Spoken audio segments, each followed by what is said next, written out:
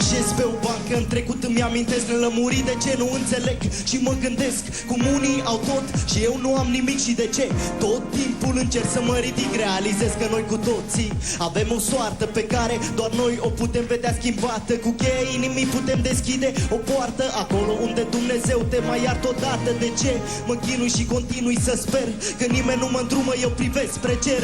Știu că acolo sus există cineva care mă va ajuta și mă va îndruma. Merg pe același drum, dau de găuri atunci, plin de întrebări și mă gândesc atunci când mama spunea dacă eu plec să nu plângi. Luptă ca fericit să ajungi, luptă pentru mine, pentru tine, pentru toți. Nu te lega de greutăți, arată-ne că poți, arată-ne că tu poți schimba tot. Strigă tare, sunt român, deci pot. Luptă pentru mine, pentru tine, pentru toți. Nu te lega de greutăți, arată-ne că poți, arată-ne că tu poți schimba tot. Strigă tare, sunt român, deci pot. Stai, hai să ne ținem de mână, împreună putem cloi o cale mult mai bună. Vreau ca țara mea în suflet să-mi rămână, copilul meu să zică te iubesc în română.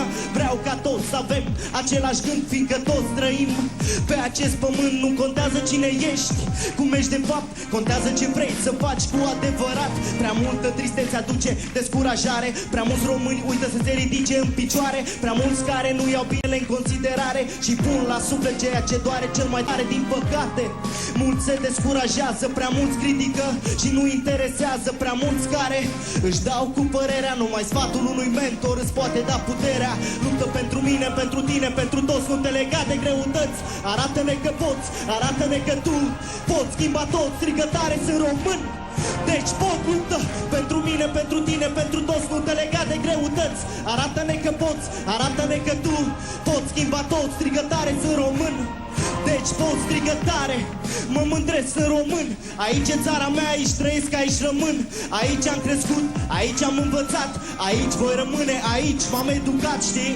Optimismul e cel mai bun pentru că te ajută să te fii stăpân pe tine, pe ei, pe cei în jurul tău. Și într-o zi vei avea capul sus, vei uita de greu ceea ce doare cel mai tare, că ai uitat să speri, să ierți, să lași totul în urmă, să uiți ziua de ieri, să lași tot ce a fost și să spui nu mă gândesc la trecut, pentru că n-are rost. Acum vreau să închei mândrindu-mă că sunt român, mândrindu-mă că sunt aici și am reușit să spun România. Îți mulțumesc că m-ai crescut mare și că m-ai ajutat să mă țin pe picioare.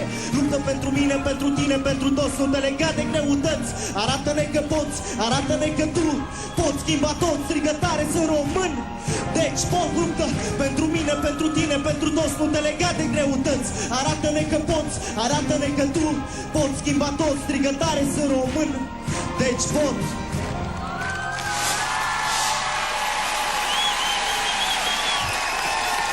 Adrian Țuțu!